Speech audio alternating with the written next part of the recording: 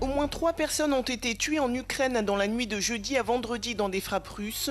En Russie, au moins 2 personnes sont mortes dans des frappes ukrainiennes. Avec la vague de chaleur qui se prolonge, l'Europe est toujours en proie aux flammes. Des incendies majeurs font rage au Royaume-Uni, en France et en Croatie. Le niveau de l'eau du Danube chute de manière spectaculaire. La Roumanie ferme sa seule centrale nucléaire, faute de solution de refroidissement.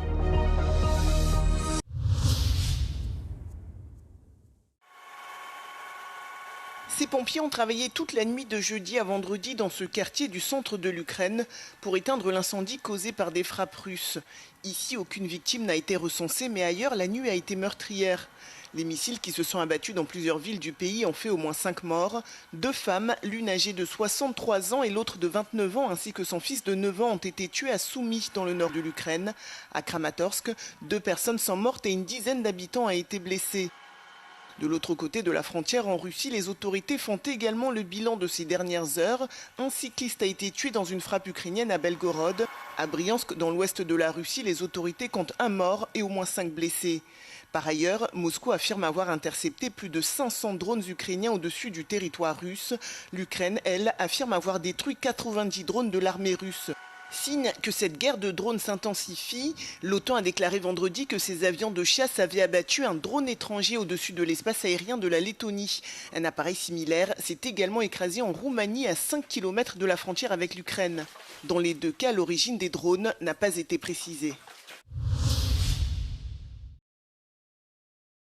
Avec la vague de chaleur qui se prolonge, l'Europe est toujours en proie aux flammes, avec des incendies majeurs qui font rage au Royaume-Uni, en France, en Croatie et dans d'autres pays. Au Royaume-Uni, les feux ont ravagé plusieurs habitations dans une petite ville près de Birmingham. Des images aériennes montrent d'énormes panaches de fumée au-dessus de plusieurs quartiers et les autorités locales parlent déjà de l'un des plus importants incendies que la région ait jamais connu. Au moins 4 personnes, dont un enfant, ont été blessées et transportées à l'hôpital pour y être soignées.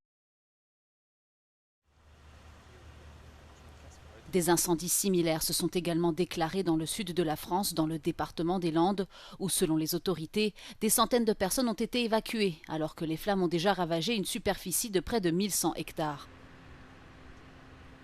La France est confrontée depuis plusieurs mois à de violents feux de forêt en raison de températures dépassant les 40 degrés Celsius, associées à la sécheresse et à des vents violents. En Croatie, des incendies violents ont contraint des centaines de personnes à fuir leurs habitations dans la petite ville touristique de Lokva Rogoznica, alors que les flammes ravageaient les forêts de pins et la végétation avant de se propager vers les zones résidentielles.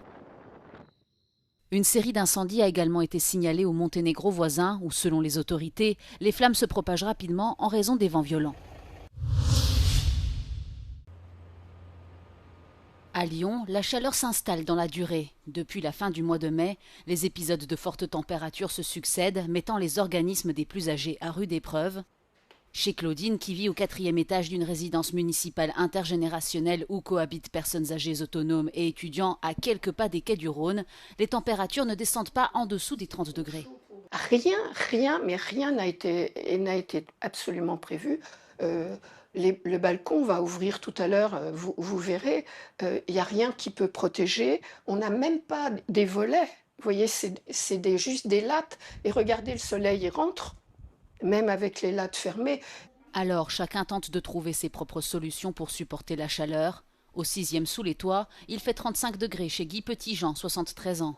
Il vient d'acheter une petite climatisation en complément de ses 2 brumisateurs pour refroidir son logement. J'ai pas le choix, hein. C'est ouvert là, hein. Parce que si je ferme tout, c'est trop étouffant. Tandis que là, j'ai la même température que dehors, quoi. Des solutions individuelles qui permettent de mieux supporter les fortes chaleurs, mais qui ne sont pas une solution à long terme. Et la situation risque encore de s'aggraver ces prochaines années. Les générations futures, c'est eux que je plains. Parce que finalement, tout le monde dit « ben oui, il fait chaud et tout, il faut faire ci, il faut faire ça ». Mais pour l'instant, on ne fait pas grand-chose.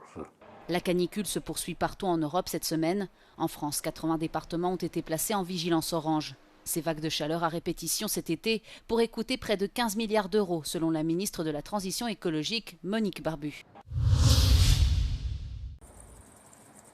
La Roumanie arrête sa seule centrale nucléaire. En cause, les niveaux d'eau extrêmement bas du Danube, une conséquence de la vague de chaleur prolongée qui touche une grande partie de l'Europe. Le deuxième des 2 réacteurs de la centrale nucléaire de Cernavoda a été déconnecté du réseau électrique roumain jeudi. Le premier réacteur avait été arrêté en juillet.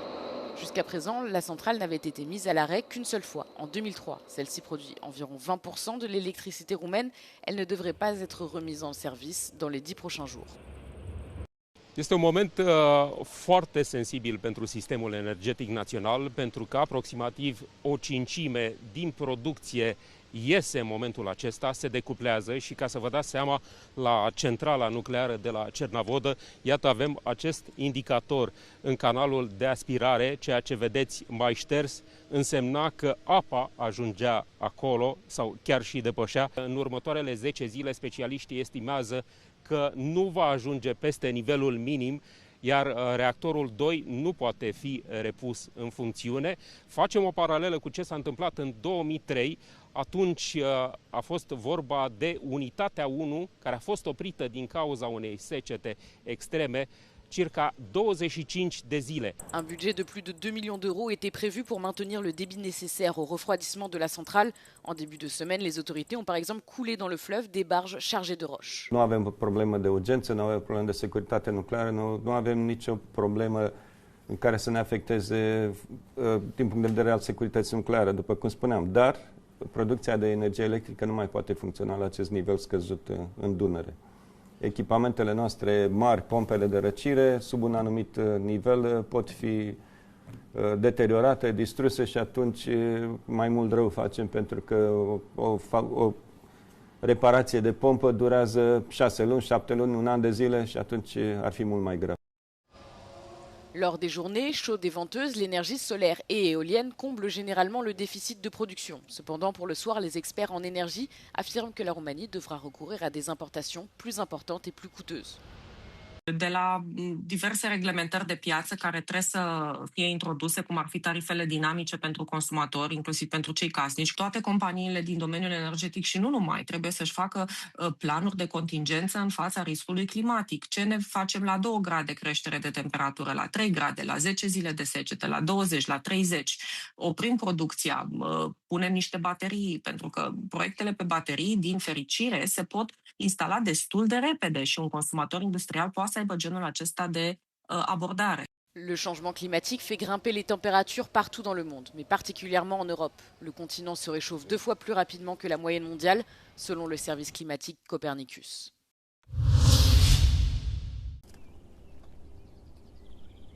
L'Espagne a reporté la fermeture prévue de la centrale nucléaire d'Almaraz située en Estrémadure dans le sud-ouest du pays, prolongeant l'exploitation de ces 2 réacteurs jusqu'en 2030. Cette décision, annoncée vendredi par le gouvernement de Pedro Sánchez, garantit pour 3 années supplémentaires les emplois des près de 4000 salariés du site. La nouvelle a été saluée par le collectif citoyen Oui à Almaraz, Oui à l'avenir. Por fin respiramos aliviados y vemos la luz al final del túnel. Almaraz está preparada para funcionar muchos años más, igual que su gemela en Norzana, Virginia, a la cual ya se le ha otorgado la licencia para operar hasta los 80 años. L'arrêt du réacteur numéro 1 était initialement prévu pour novembre 2027, conformément au calendrier de sortie progressive du nucléaire adopté par l'Espagne. Mais après la panne d'électricité qui a frappé la péninsule ibérique en avril 2025, la place du nucléaire dans le mix énergétique espagnol est revenue au cœur du débat. Le Conseil de sûreté nucléaire espagnol a confirmé le mois dernier que la centrale remplissait toutes les conditions de sûreté pour fonctionner jusqu'en 2030. Face aux tensions géopolitiques et aux préoccupations liées à la sécurité des approvisionnements, d'autres pays européens réévaluent actuellement la place du nucléaire dans leur stratégie d'indépendance énergétique.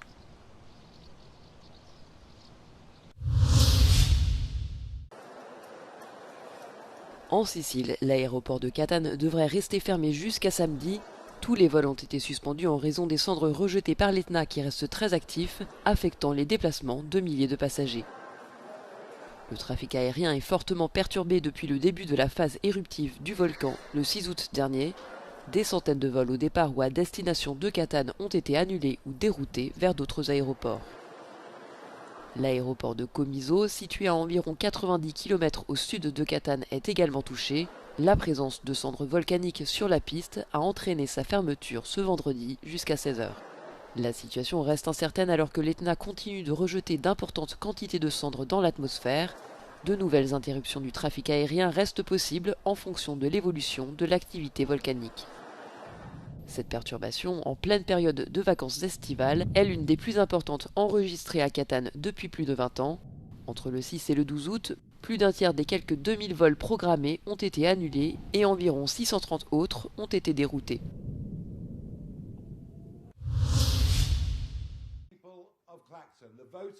Une élection absurde et un résultat surprenant. Nigel Farage a été facilement réélu député lors d'une législative partielle boycottée par les partis traditionnels à Clacton-on-Sea, dans le sud-est de l'Angleterre.